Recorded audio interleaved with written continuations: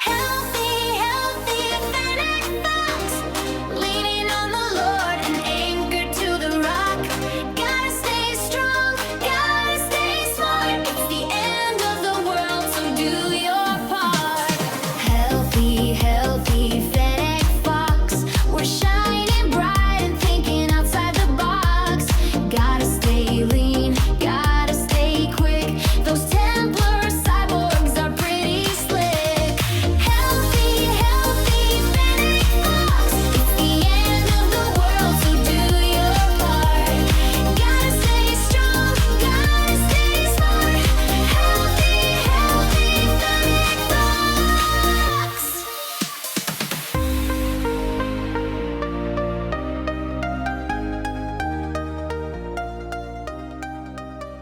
Alrighty, well, welcome to part 3, exercise. In this part, I want to talk about exercise. Exercise is a big part of my life, especially being a former professional athlete. I was very, very active. I was dancing 30 to 50 hours a week, depending on how my teaching load was. On top of that, having to do professional practice and everything else. I would also go to the gym and lift on top of that. I used to dance at competitions, sometimes over 100 rounds with students, and then have to go have like a break for an hour, eat something, and then go and dance with my professional partner and warm up and compete professionally. So it was a very extreme sport for many years. I pushed my body to the maximum. I was in pretty good shape for many years, and I had 10% body fat, 155 pounds for probably 15 years of my life. Today, exercise is still important to me, but for very different reasons.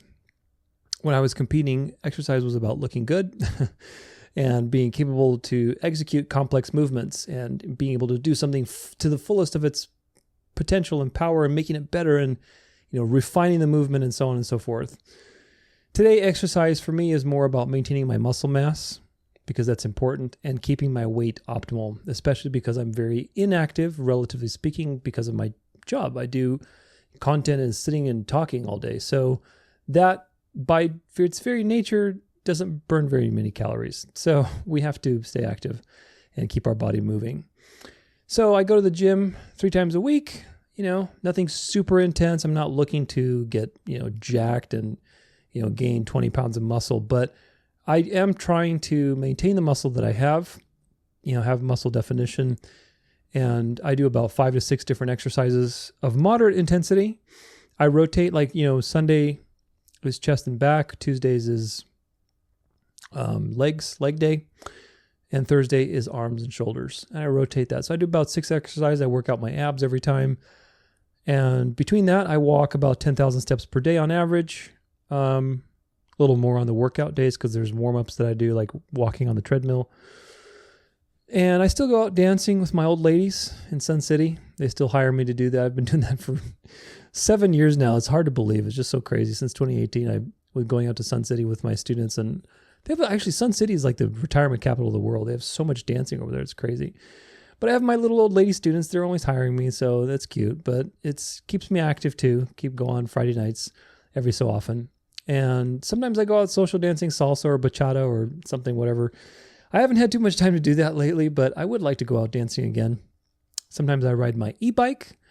If it's nice out, I'll go hiking, so I love going outside. I love exploring. I love being active in general. I think God made us to enjoy our physical bodies, to enjoy the physical world. And the interesting thing is a fun fact, but gyms weren't invented until like the 1900s. The idea of going to a physical place to be active was foreign to human history, to the human psyche. The idea of a gym resulted because of industrialization, because of the Industrial Revolution. Because what did you have prior to that? Well, you had people going and working on the farm and doing labor, doing work of all kinds. They were always active. You didn't need to go somewhere to get your reps in, which is just nonsense. And of course, with the gym came the gym culture and everything else. But, like all my relatives in Romania that were living out in the farm, they were in great shape. They didn't have like ripped, 9% body fat, but they were in great shape. They were healthy. They were active. They were strong. That's what you need to be because they were active all the time. They weren't sitting down on a computer. So this is the problem. We have divorced two things from each other. We have divorced movement and life. Before the 1900s, life involved a lot of movement and labor. And after and into the technology age that we live in today, where everything's on your phone, movement and life, your life happens on the internet now. And so you have to make it an effort to be very active. And it's very important because it's an epidemic. It's an epidemic of society to be lazy, complacent, obese. And that's because people don't move. Movement is life. So you have to have a regular movement plan, whatever it happens to be, because there is something to be said about circulation.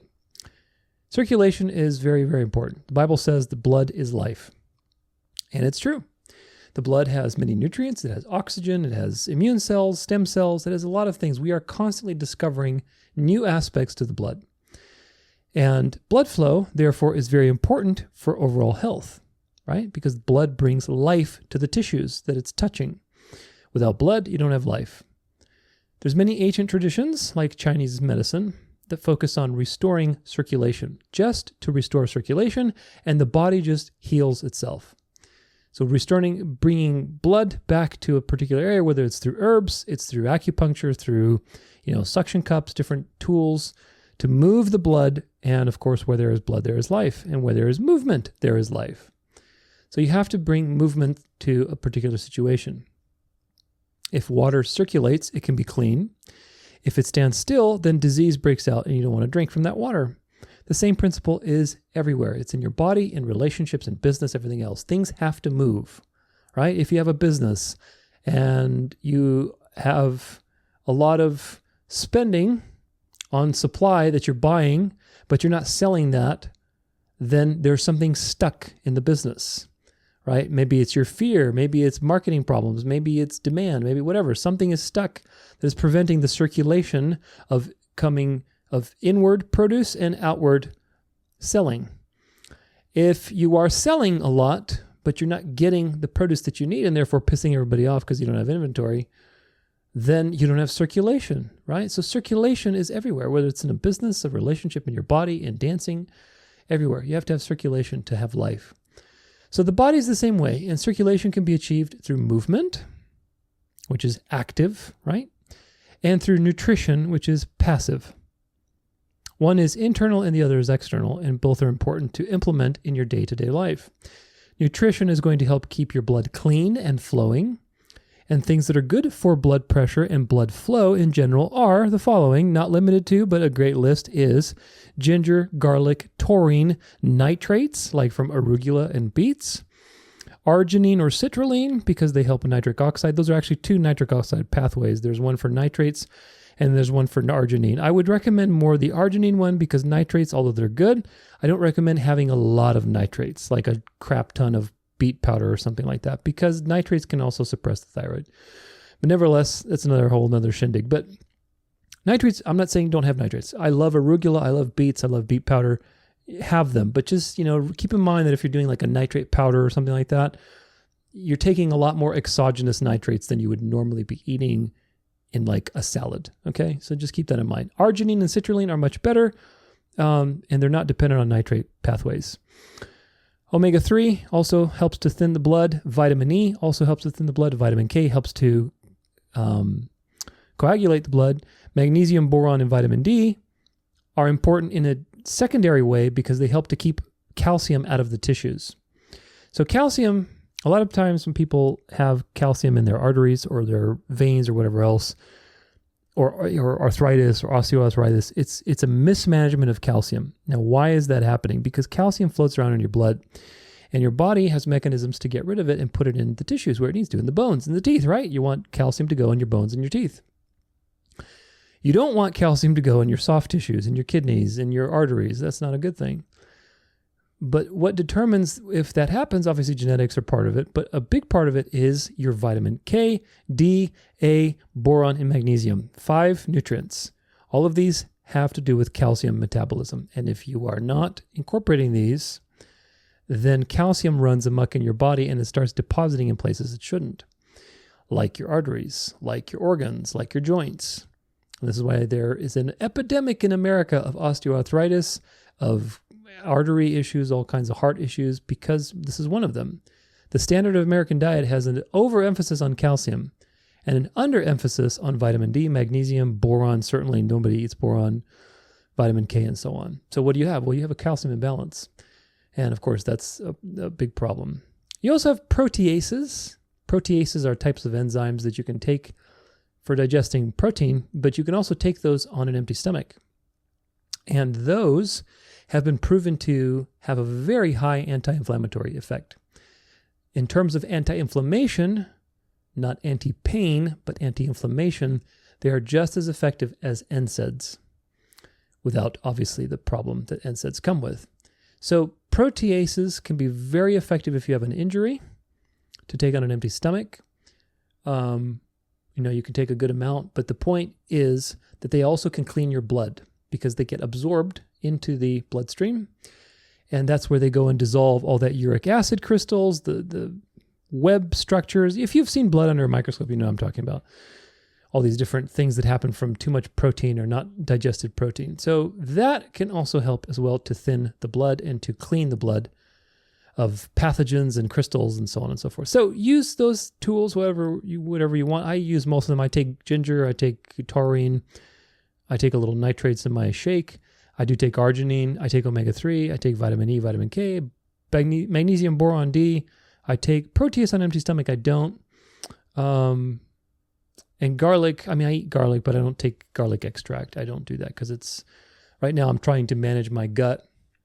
And garlic extract is good. It's a very good thing for many reasons, actually. It's anti-inflammatory, it's antimicrobial, it kills the bad bugs, parasites, but I don't want to take that because it's going to throw my gut off even more. Right now I'm trying to build my gut back.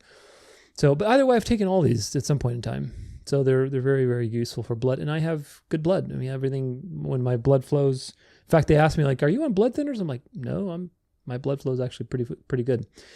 Nevertheless, exercise will pump all of that blood into your peripheries. So if your blood is nice and smooth and very nutritious, exercise is going to help pump that blood into your peripheries. What does that mean, peripheries? I'm talking about your hands, your feet, your ears, your peripheral systems, right? You have your core and you have your peripheral systems. And the health of your peripheral systems is very important because it tells whoever's working with you the health of your overall system.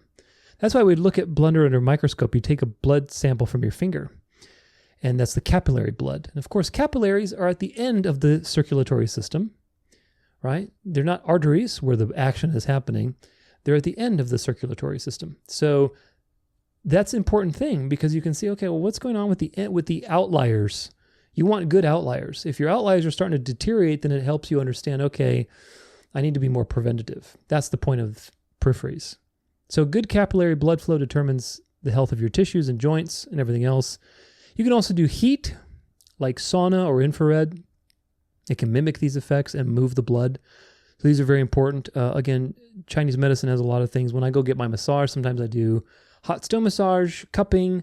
There's a lot of ways you can move the blood into a particular area to cause an inflammatory process so that there's nutrition and immune activity there to help, basically restore life, to bring life to that situation.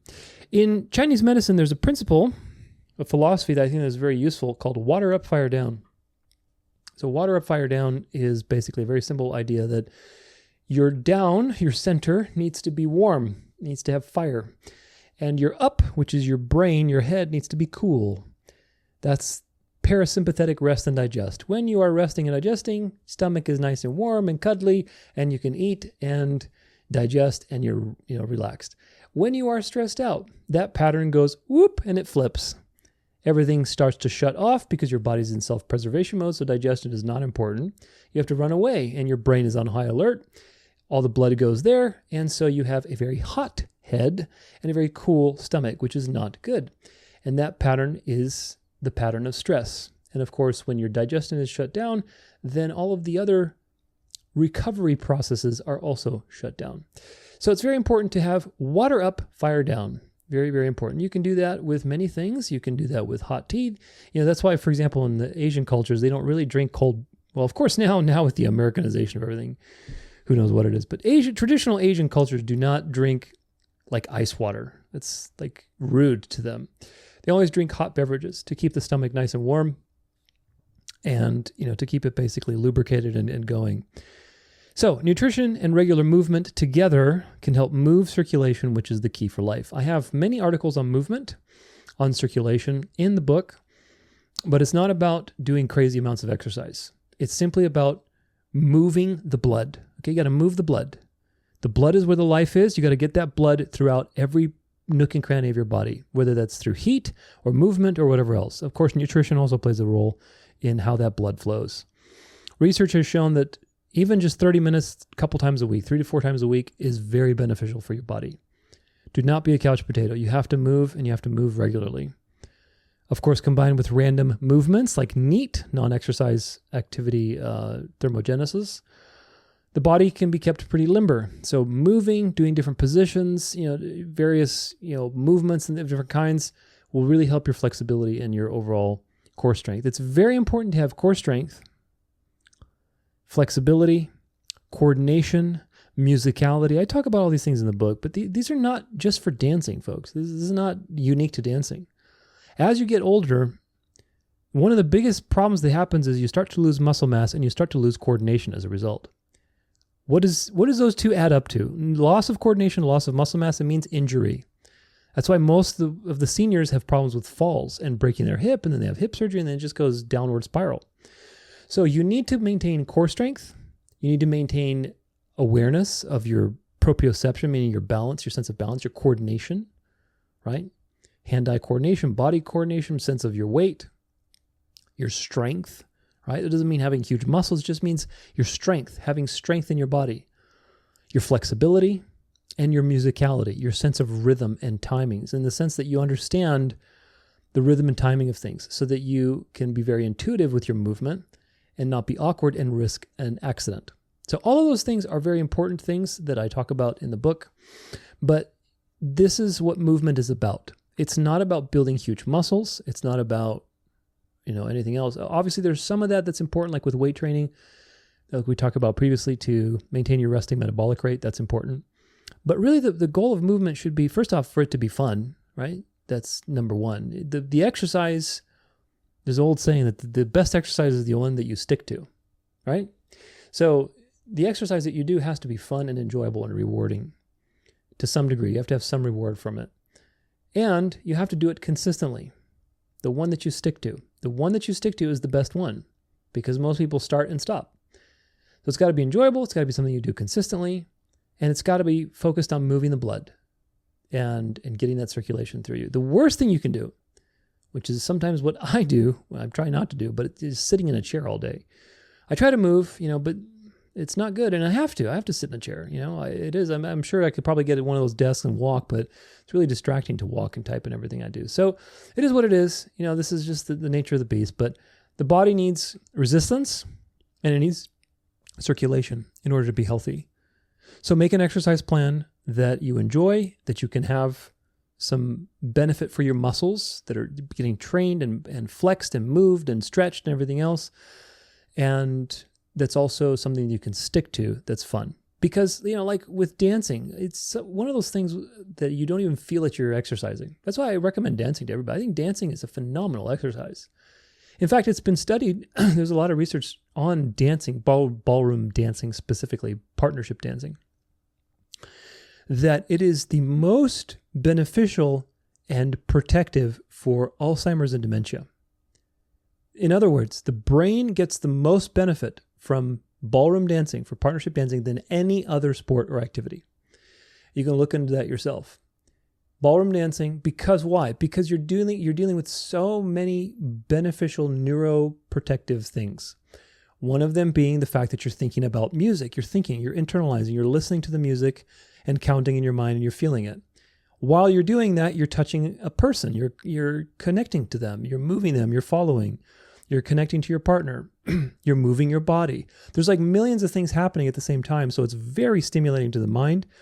And there's also the social benefit of working there where you're hanging out with other people and having fun and, interacting, and there's gender roles. All that stuff is very, very valuable. Remember that the studies on longevity, the most prolific longitudinal studies on longevity found that the two top things are not diet and exercise. They are life purpose and relationships. So when you are in an activity that you enjoy, that you're having fun, that you're with other people, that's very good for your aging. Very, very good. And of course, I never feel like it's, like you go and you dance, you can dance for an hour, 2, 3 hours, and you don't feel like you're working out, which is the best kind of workout.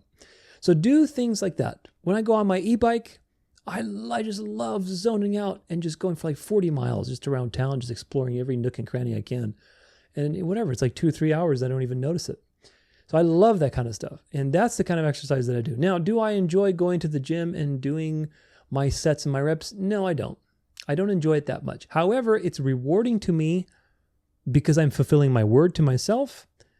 And I know that what I'm doing is beneficial for my resting metabolic rate because it's keeping stress and tension on my muscles so that there's something there to stimulate them to maintain their size and their not that, again, I'm like huge muscles, but if you lose muscle mass, then your metabolism shrinks. And I don't want that, especially being 40 and I'm not 20 anymore. I want to maintain as much as I can. So I don't necessarily enjoy going to the gym like I do riding my bike, but I do enjoy fulfilling my commitment to myself. And that's the reward that I draw from it. So whether it is something super enjoyable or something that you enjoy in the sense that you're fulfilling your word and you enjoy that, then either way, make it enjoyable for yourself. Find what you enjoy and stick to it. That's the key. Now onward to part 4, testing and detox. Healthy